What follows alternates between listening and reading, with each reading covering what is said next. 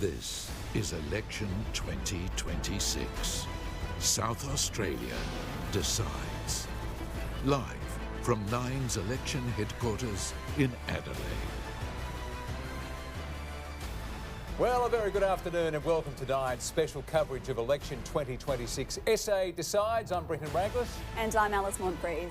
It's now 4 years since Labor returned to power. Tonight, Peter Malinauskas appears to be on the verge of a victory for the ages. Yeah, if the polls are right, the government could win more seats than it has at any election in the past century, while the Liberal Party is in a fight for its survival against the rise of one nation and independence. Now, of course, election night has a habit of throwing up surprises, and all will be revealed once the polls close in, what will it be, just under an hour's time, and the counting begins. So to guide it through us all, we've got our number one panel of experts led by Nine Network's political editor, Charles Croucher. Charles, great to have you here in SA. What's at stake? So nice to be here. Well, the state's at stake, but not just the state. What happens here tonight will have revamp right around the country. There are everyone in every state looking in. The major parties wondering what's happening with One Nation, what's happening with their own brand, and what the future might hold for them and for the nation. It's going to go well beyond the borders tonight. It is going to be fascinating. Now, from the Labor side, retiring former Treasurer Stephen Mulligan is with us. Stephen, for the first time in a long time, you're watching from the sidelines tonight. How's your team going to go?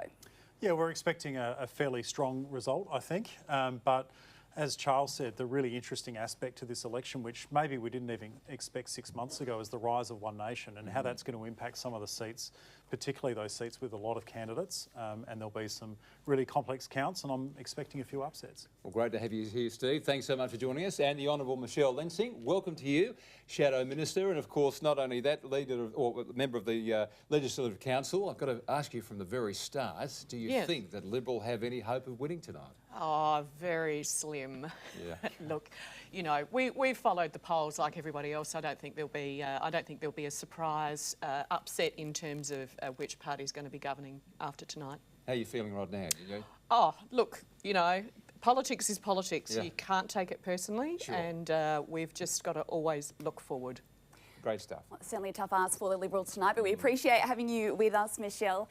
Welcome also to David Spears, former Liberal leader, now running as an independent in the seat of Black.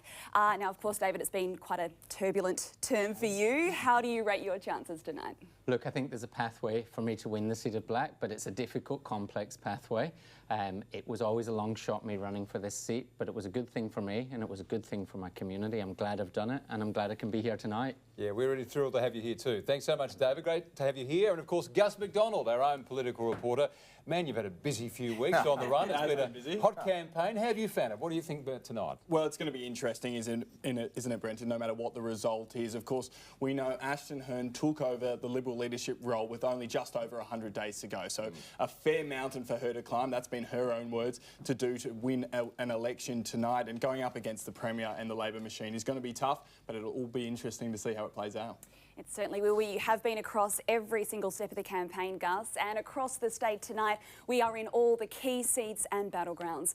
For the next few hours, our news team is ready to bring you everything you need to know live as it happens. This evening, we will bring you comprehensive analysis with the help of Liz Daniels and our election mega wall. That'll be a little bit later on. We'll check in with her and see what the state of play is. But in the meantime, we're going to wait for those results to start flowing in and take a look at the term that was. Brenton, it has certainly been a wild 4 years. Oh, it sure has. Now, of course, Liz Daniels has been on the road for us the last few days here in Adelaide as well. Liz, tell us about the state of play going into tonight. Well, the state of play we can see tonight, Brenton, on our election mega wall. This is every seat in the state, and it starts with our most safest Labor seat, Croydon, the seat held by the Premier Peter Malinauskas, all the way through on the crossbench here, and then the blue Liberal seats down the bottom. The bottommost is the safest Liberal seats in the state tonight. We could see a situation where there are no safe Liberal seats left. The big board also shows us our numbers. There are 47 seats in the state, and so the target to get to a majority is 24. Now, Labor starts on a comfortable position, 29 seats and that tick of government. There are 5 sitting on the crossbench and, of course, our 13 Liberal MPs. And so tonight, as we've heard from Michelle, the path to victory for the Liberals is slim. But if Ashton Hearn was going to travel down it, it would start with these 2 rogue red Labor seats, the ones lost in by-elections, and then through the crossbench, those seats that are actually former Liberals sitting on the crossbench before she would then have to try to chip into some of that Labor territory again before she gets to the 24, the magic number needed, and the tick turns to her. Unlikely tonight, as we've heard. The more likely scenario here is that the Liberals are facing a road to ruin. And so that starts with the March of Malinauskas. What is the damage that could be done? Have a look at that. An absolute bloodbath through those Liberal seats.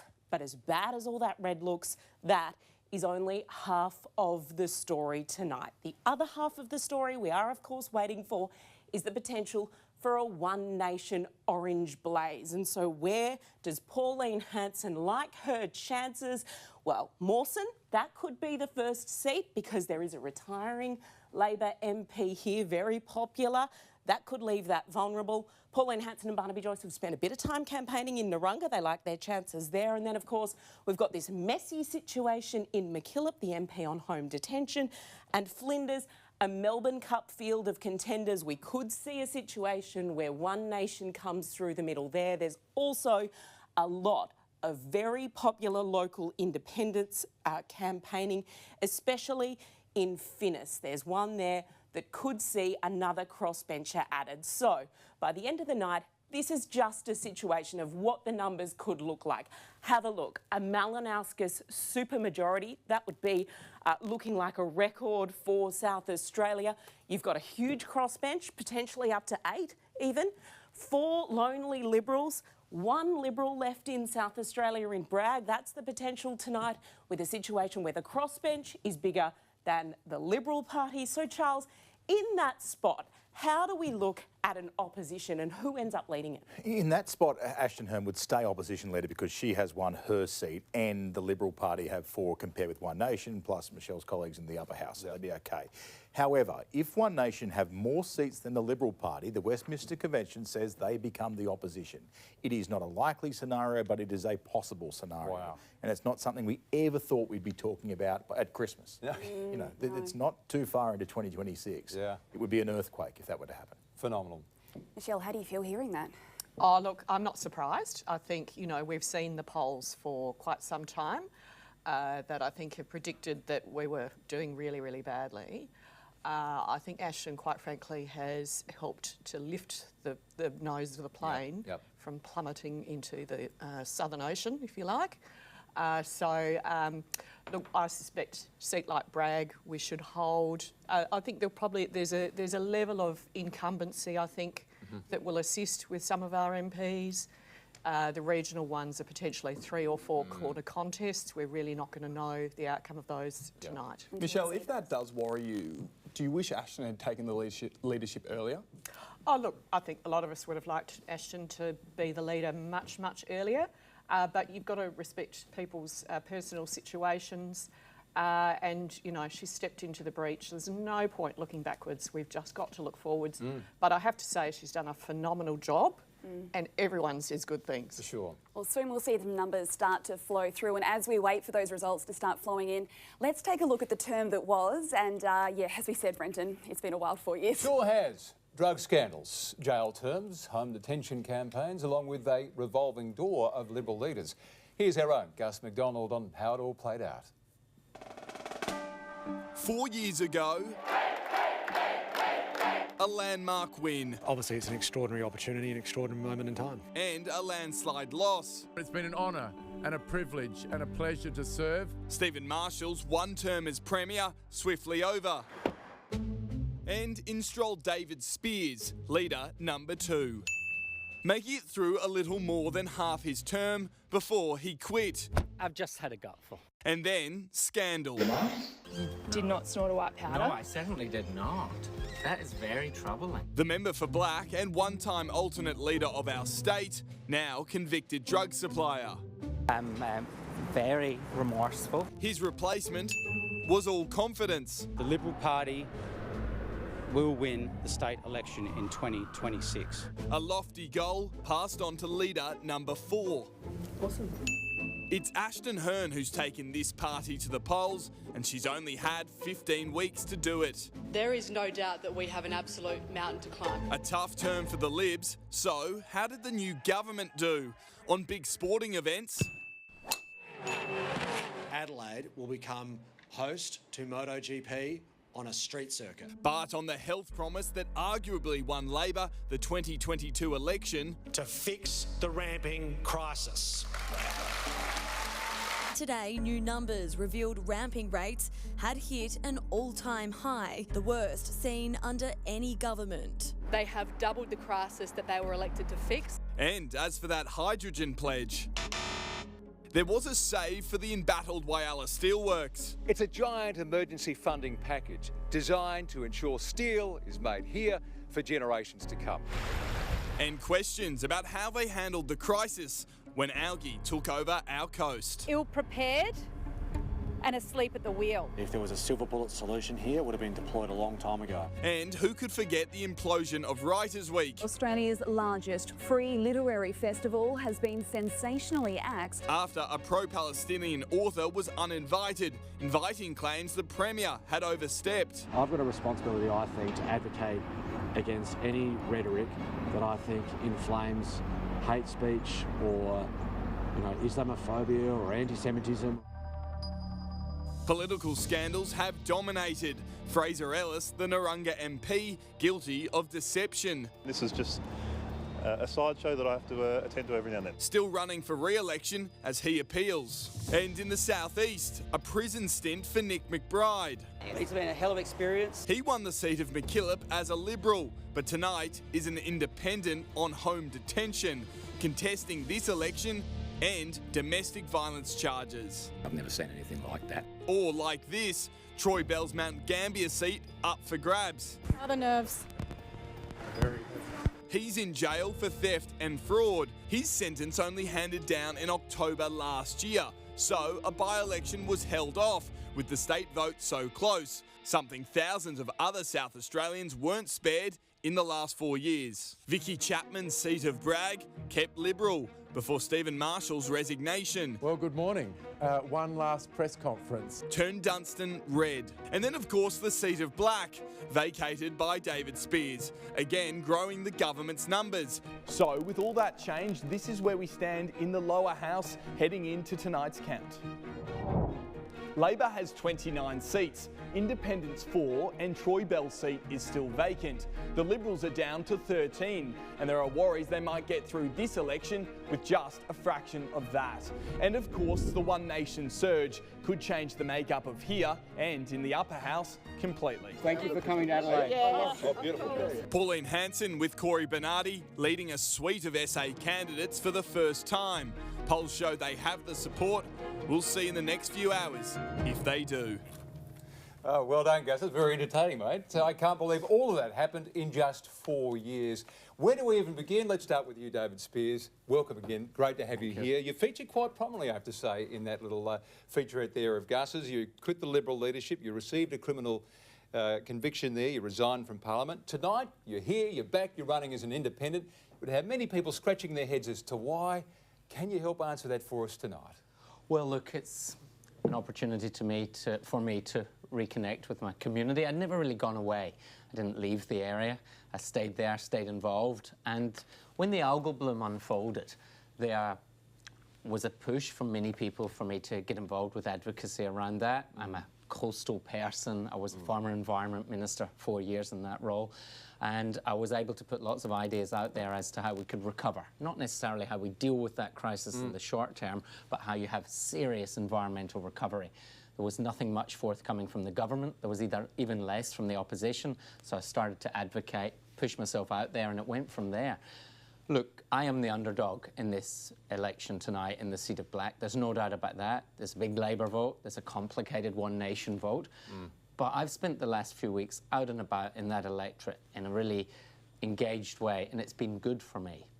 David, you of course led the party. Do you take some responsibility for the difficult position that the Liberal Party finds itself in tonight? I'm happy to take a small amount, but really it is only a small amount. if the Liberal Party's pointing fingers at me, they're going to have a very, very hard road for recovery ahead, because that would be merely a short-term excuse for a long-term decline. The Liberal Party in South Australia faces a cataclysmic outcome tonight, and I think your predictions on the screen a moment ago were optimistic. I certainly wouldn't be putting the seat of Hammond as a Liberal hold tonight. I expect that to go, and I expect the seat of Flinders to go to an independent. So there's a couple of predictions. So the Liberal Party is in a world of trouble. It struggles to know who it stands for, and it struggles to know what it stands for, and the rebuild's going to be very, very difficult. And I agree with Michelle Lensink. Ashton Hearn's done a great job, but the party's just going to have a very difficult time as it tries to move forward, if it can move forward, if it exists on Monday morning. Well, I'd imagine we'll be talking about that quite a lot throughout the evening. The other big talking point here, Charles, of course, ONP, One Nation Party. They've been quite phenomenal. What's the state of play there? Well, David mentioning Hammond is, I'm assuming, is the One Nation target, right? That's a seat that One Nation we're looking at and thinking they will win. This is a different One Nation to what we've seen around the country. They have popularity and they have the polls. They also have a level of professionalism that hasn't been seen since that real surge in the late 90s in Queensland. The popularity in polls are one thing. That doesn't equal votes. Today we find out if it does, and that's going to be the really interesting part. Can all those posts and polls and proclamations transform to actual votes and then become actual seats in a parliament? Really fascinating to see if that happens. But it's the mobilisation of the orange shirts that we've seen actually at every polling booth, which is changing my opinion as a political pundit to think maybe that this can translate to votes. They have been everywhere. They've been loud and they've been present, and that's what makes a lot of us think that One Nation could be a force tonight. I thought it was for Harmony Day all around the state today. This is orange everywhere, isn't it? No. Well timed. Well, Stephen, what were you seeing out on the booths today? Yeah, I think there's something in what Gus has said. They were certainly much better organised than what anyone was really expecting, and it's hard to vote for a political party unless you can get a how to vote from them, and they certainly succeeded in that challenge. But I think, as both the Premier pointed out, followed by Ashton Hearn, you didn't have to scratch too deep to find that there wasn't much substance behind what the offering was. I think the key election pledge was to build a coal-fired power station in Port Augusta, but it required closing a few federal government departments. So you can see from a state parliamentary perspective just how difficult that is. And of course, this is One Nation. As we've seen around the country for the last 30 years, these parties break apart very quickly. Relationships seem to last longer on Married at First Sight than they do in One Nation. So we're on the right channel. It's going to be an interesting. It's going to be an interesting 4 years if they do get people elected to the Parliament. Michelle, I could see the bit of reaction there, emotive reaction from you. Do you think the Liberal Party is in a huge state of crisis because of One Nation tonight? Look, I don't think One Nation has done us any favours. That's probably a bit of an understatement. I'm not quite sure what their end game is. Right. Because they're certainly not doing the Liberal Party any favours. I mean, for instance, we've got this situation where they're not allocating preferences, and yet clearly they say, they don't like what the Labor Party's offering. So if they're seeking to upend Peter Malinowskis's huge majority, then they should be working with other parties of the right and centre-right, which is what the Liberal Party is. Yep. And then we've got this other situation, which is going to be fascinating for people who watch politics, which is we don't know what their registered how to vote card with the Electoral Commission is. Yeah. So tonight there'll be quite a number of their votes. So people will just put one in the box. Those preferences won't get distributed because they'll be considered informal. Okay. And so it's all a bit of a wild ride. But, for the Liberal Party, it's exquisitely bad timing. Politics in timing is everything. We've seen this surge in One Nation support at a time when we've had our own challenges. So there's seats that we could have normally relied on. But, I'm optimistic about the future under Ashton Hearn. Well, there is still a lot more to break down this hour as we head towards the close of polls. Yes, you're watching Election 2026. SA Decides live here on 9. Back shortly.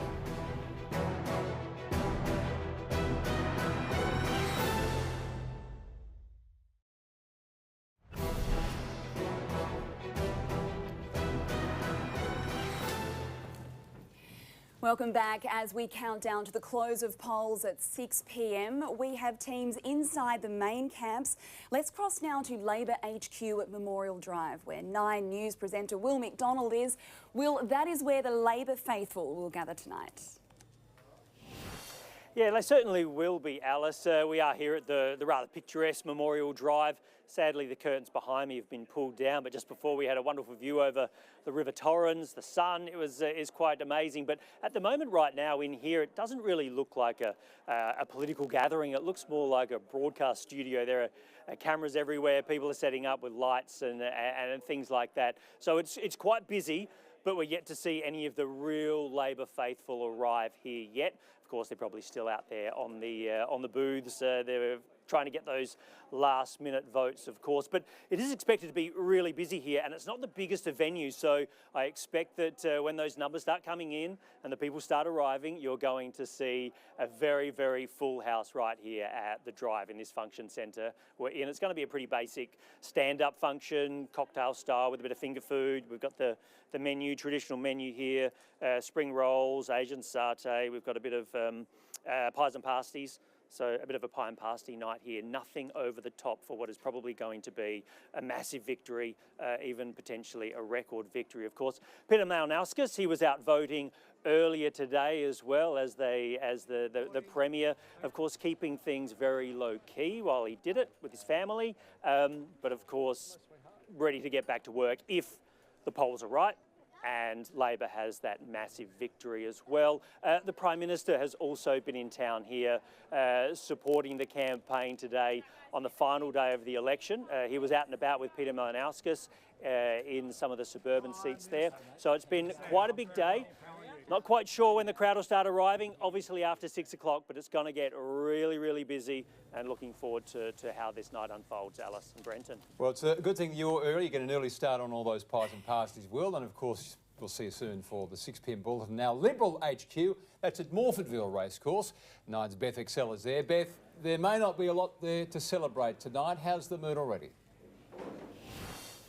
Oh, Brenton, you can see the balloons behind me. There are more on their way. But as for whether there'll be any sort of party or celebration here this evening, if the polling is anything to go by, perhaps not. We're in perhaps for more of a nervous night. We are trackside here at Morfordville Racecourse. And if I was a betting woman, look, the odds are not stacked in the Liberal Party's favour. Now, we have been told to expect around 400 people here to Morfordville tonight. And that includes a number of MPs who are choosing to have their individual functions here inside the room rather in their individual seats.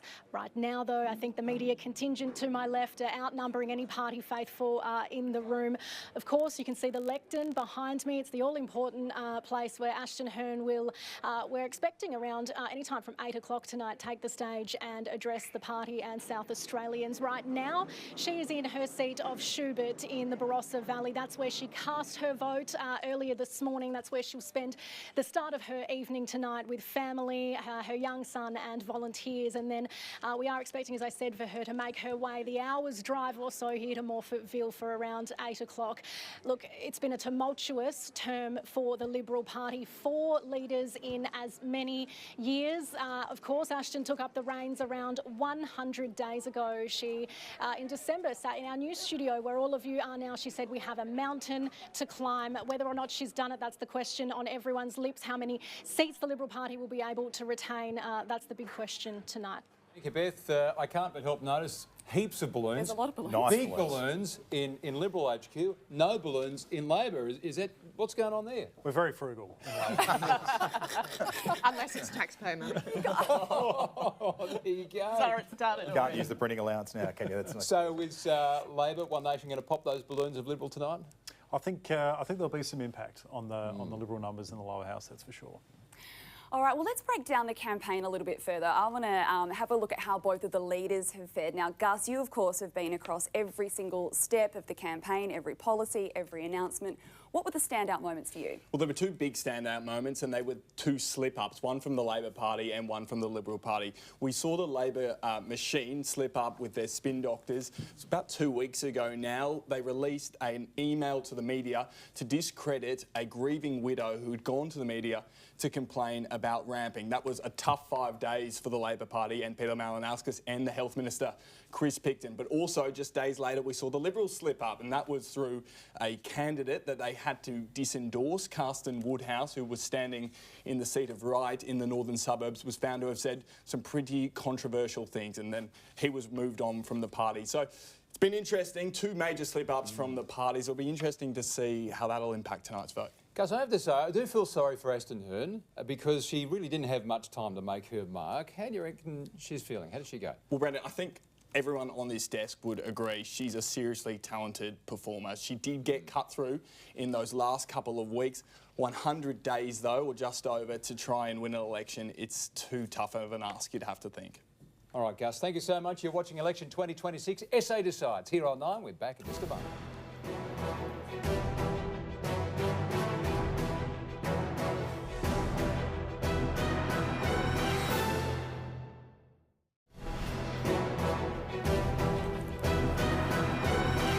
Welcome back to Nine's coverage of the 2026 SA election. We're just under half an hour to go till the polls close. We're going to be with you throughout the night as the votes roll in and the seats are called. And we will soon learn if the swing to One Nation that's been seen in the polls will be reflected in the results. Ella Duffy is at One Nation HQ in Kent Town. Ella, the party has candidates in all lower house seats for the first time in decades. Yeah, they do, Alice. The party has named candidates in all 47 seats, though it should be mentioned that 2 of those candidates have either dropped out themselves or been dropped by the party, one of them just yesterday. Now, I've just been speaking to party officials who've told me that it could be some time before we actually know the results of many of the seats where a lot of their voters are. That is because they were telling their voters to put a 1 for One Nation and then just preference on the rest of the ballot as they wish. But their voters have been telling them that they have simply put a 1 for One Nation and then not filled out the rest of the ballot, which means that their votes will be counted as informal votes. And it won't be until the second round of voting that those votes are actually counted. So they're telling me that they expect that it could be perhaps not until the start of next week that we actually know the results of those seats. So it's going to be a really interesting night here. A lot of eyes on what is happening. We know that the party has been polling consistently ahead of the Liberals in the lead up to this election. So the Liberals will be watching this too, as will the Labor Party, to see whether or not those polls actually translates into votes and into seats. We are expecting to see Pauline Hanson and Corey Bernardi arriving here sometime between 6 o'clock and 7 o'clock, maybe a little bit closer to 7. There is an ABBA tribute band here. We are starting to see some people arrive, so a lot of eyes on what happens here. The ABBA tribute band. Yeah. How about that? What have you guys got teed up? Oh, nothing like a Waterloo. It's extraordinary. Money. Charles, can I ask you, how's the fiasco around the how to vote cards? How's this going to play out? Well, I mean, if it takes longer, it will cause some surprises. The vote saver provision, we're just talking about it in the ad break, is unique to South Australia and is one that might see things shift later. I'm really interested in the fact that One Nation is running a candidate in each seat. I mean, they, in their best case scenario, might win 4 or 5 of those seats, I think. And usually parties would hunt where the ducks are at. You put all your money and all your energy into the seats you can win to guarantee that.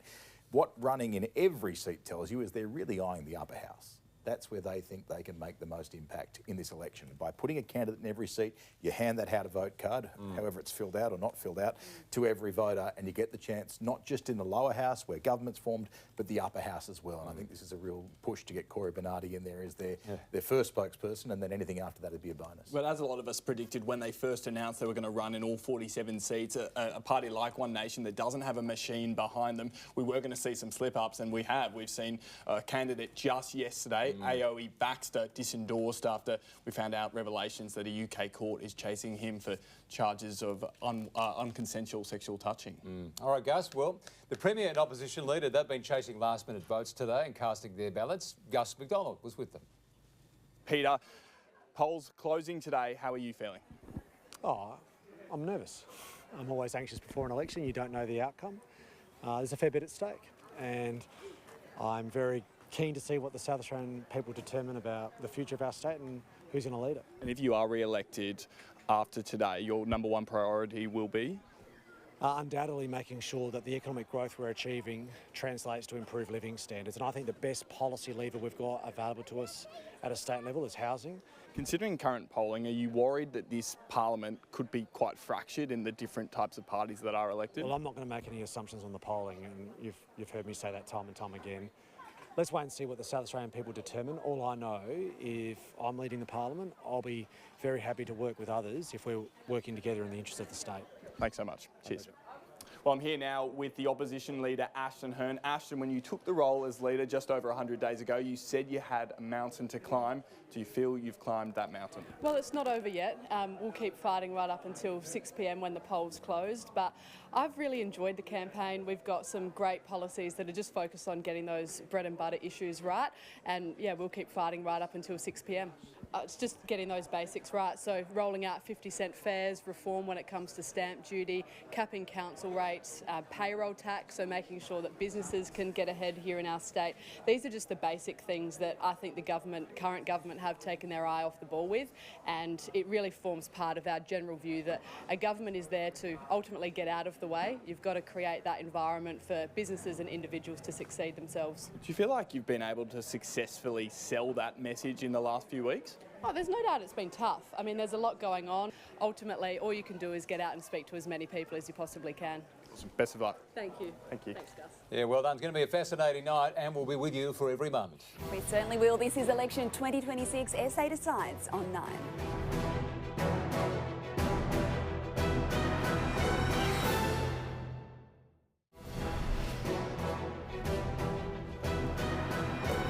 You are watching Election 2026 SA Decides, and in a 9 election night tradition, we will bid farewell to politicians with a bit of fun. So let's take a look at how we are going to do it tonight. You can check out our state-of-the-art rocket. Yes, I like it. I absolutely love this. What a great choice. Of course, Adelaide, after all, is home of the Australian Space Agency. So let's give it a test flight with an MP who's swapped his seat in State Parliament for a jail cell. We're talking about Mount Gambier Independent Troy Bell. Guidance is internal. Let's bring it on. We have ignition sequence start in T-minus 3, 2, 1. All engines running. Lift off for Troy Bell. You like that? Can you watch TV in jail? You can. We're streaming. You can watch it. You might be watching. All right, now let's strap in someone who actually wants to go to outer space. That's right. That is our very own astronaut, Catherine Bennell-Pegg. There she goes. Let's give her a countdown. 3, 2, 1. Lift off for Catherine Bennell-Pegg, Our Australian of the Year. That's right. Where'd we find money for that rocket? Cost about $100 million, apparently. But it's all worth it. I do know that for a fact. There's a huge amount of research going on in here. I want to get your research, guys. Who do you think is going to be sent up in the rocket tonight? Well, I think there's quite a few candidates, particularly out in regional areas, given their strong showing of One Nation. So it's going to be interesting to watch. We might not know those results, as Michelle said, because of the preference flows that will be required. But it's going to be an interesting. Certainly, a seat like Hyson, Josh Teague will be in a battle to stay out of that rocket, I would have thought, tonight. Potentially, we could also see Fraser Ellis in Narunga with that One Nation wave, and of course, Nadgery, which is going to be a three-way battle there between Penny Pratt, Tony Piccolo and the One Nation candidate as well. So there's plenty of people who could end up in that rocket. The question is, given I've already left Parliament, if I lose, do I get sent off in the rocket? I don't think you get the rocket, but Alex will if you beat it. So. Yeah, well, we can arrange it. Would you like to do the rocket? I think it would be a good alternate career. We'll sort the rocket. I'll be looking for something to do, won't I? I think we need to watch the seat of Finnis and see if David Basham gets sent off to outer space. I think Lou Nicholson is an absolutely brilliant independent candidate down there on the Fleurieu coast, and that will be one to watch very closely. Good stuff, David. All right, anyone further thoughts on that? Michelle, any thoughts? No? No, You're too I'm polite. not making any predictions. Oh, Michelle. Come on. They're all my friends you're talking about. We've had boots and crushes and crocodiles and sharks before. The rocket's quite a nice way to go to retirement. Yeah. Is it a SpaceX rocket? Is it a Jeff Bezos rocket, or is it our own? Let's hope it's our own. We're going to head to the key seat now. Yeah, Will DeFulvio, he is in Hartley in Adelaide's northeast. That is where former Liberal leader Vincent Tazier is trying to hold onto his spot. Will, it is a seat to watch closely tonight. Oh, there appears to be a good portion of the constituents here who would agree with you there, Alice. They've left it right up until the last hour to come to this ballot in Campbelltown and make their decision. And when they've got here, they've been met face-to-face with a lot of the candidates trying to sway them to their side, including the incumbent Vincent Tarzia, who is the former leader of the Liberal Party. Thank you, Vincent, for joining us here this evening. Great to be here with you. Tell me, has your leadership departure been an issue with the people of Hartley at all? I think a lot of people are sympathetic to the fact that I've got a young family, and I took time out from the leadership to focus on my family and my community, and people have been quite receptive. So, look, I'll let you know in a few hours, but overwhelmingly it's been really positive and receptive. But I just want to say thank you to the people of the Hartley for giving me the great, enormous privilege to be the member here for some 12 years, and of course to my family, friends and networks, all the volunteers. I think it's been over 60 hours of pre-poll, over 10,000, I think, early votes, lots of postals, thousands in the mix, so we'll wait to see what happens. 100 days ago to seemingly save your own seat. The polls have actually gotten worse since you stepped away from the leadership. Do you think it was the right decision? Well, thank you for that question, Gus. Look, I think ultimately this is a decision that I made for my community, my family. I think it was the right decision for me, and I think Ashton's doing a great job. We've seen her personal popularity has actually increased during the course of the campaign. She was here today. Ultimately, it's allowed me more time to focus on my seat, and I think the constituents of Hartley are certainly the beneficiary of that decision. Vincent, it's David Spears here, your predecessor as leader of the Liberal Party. You've had some time to reflect on your period of leadership. What is one thing you would have done differently? Thank you, David, for the question. As you know, mate, it's a tough job, and everyone's got an opinion about how you could be doing it differently. But ultimately, look, I did the very best that I could. And like you, David, we've had the enormous privilege to be not only leader of a major party, but also be ministers. And it's a great privilege to serve our local communities. That's what I enjoy doing the most. We'll see how it goes tonight. Thank you. Well done, said with a smile there, Vincent. Michelle, any thoughts there?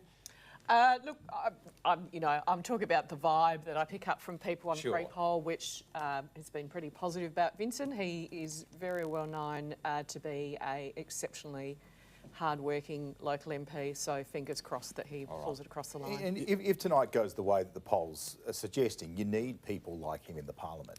Anyone with any kind of experience, a young team, small team, everyone takes on extra responsibilities. He'd be a handy person to have in the parliament for Ashton Hearn if things go the way they look. And the thing about Vincent as well, he is a local boy. His community does love him. He's the sort of person who has, you know, holes in his shoes because he's walked the streets to door knock all of those streets in Hartley. So I'd be surprised if he doesn't win tonight. I think he is going up against the odds, but my tip is Vincent will retain Hartley. And he defeated Xenophon in 2018, which is a phenomenal thing to have achieved. That shouldn't be underestimated either. He's certainly a good campaigner. Sorry, Alice. He's certainly a good campaigner. There's no doubt about that. But he only had a margin of 3.6% after the last election, and Jen Roberts from Labor has been tremendously hardworking, well connected into the local community. I think if it isn't an opportunity to change a seat for Labor, it's going to go right down to the wire and be very close. I think he's up against it. I think you're right. And your personal vote can only hold you up for so long. I believe if I was a Liberal in the seat of Black tonight, forget the other context, I would have lost. Well, we thank Vincent for his time. And Good of course, luck to him. yeah, indeed, that's right. We'll have more coming up very soon. The polls closing. What is it, 11 minutes to go till the polls are closed. Of course, we have 9 news ahead too. You're watching Election 2026. SA Decides. Back soon.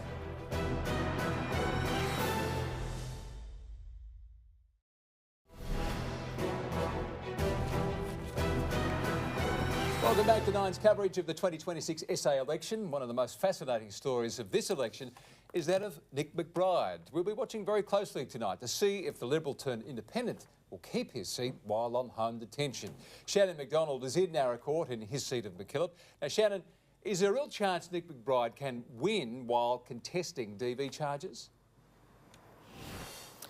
Well, if anything, Nick McBride himself seems to think so. He's enjoyed strong support here since 2018 and he's hoping that will carry him through again this time around. He spent today at the Penola voting booth wrapping up his campaign. It's been a campaign unlike any other, spent on strict home detention bail. He's been forced to wear an ankle monitor and only allowed to leave his home for work purposes. But despite all of this, his chances seem a little more promising now than they did earlier this year when He spent 10 days behind bars after he was arrested and charged for domestic violence offences for the second time around. Now, Nick McBride has always maintained his innocence, and he says he doesn't see a problem with him recontesting his seat. We've spoken to his constituents over the last couple of days, and there is mixed opinions over this. Some of them do seem to mind, some of them don't mind at all. But either way, we'll see which way they turn when those votes begin to come in shortly. Brenton. Thanks so much, Shannon. Yeah, it's going to be incredible to see what happens definitely. there, isn't it, Shannon? Michelle, I want to go to you. This is obviously notionally a Liberal seat. McBride was a Liberal when he won it 4 years ago. Safest. You need this one. What's going to happen there tonight? Look, I think in this case, and I think we've got the overlay of preferences are really important, particularly in regional seats, and I think it might assist us on this occasion because both major parties are placing Nick McBride last, so that will help Rebecca Rosser. She comes with, strong local connections. She's a really good local candidate who I think will be respected in her community. And yeah, there are mixed views in the southeast about the local member and his charges. And I think in the southeast they can be a little bit forgiving towards people who've been on charges. It sort of blows my mind, but anyway.